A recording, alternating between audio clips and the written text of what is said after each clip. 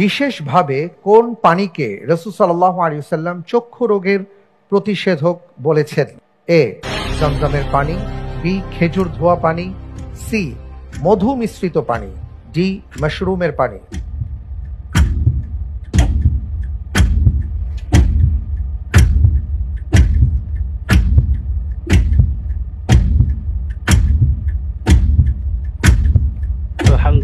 আলহামদুলিল্লাহ।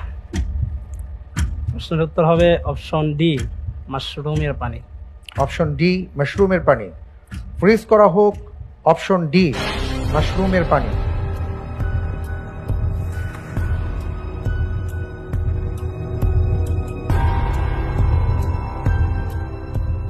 আপনি বলছেন যে রাসূল সাল্লাল্লাহু আলাইহি ওয়াসাল্লাম মাশরুমের পানিকে চক্ষু রোগের প্রতিষেধক বলেছেন।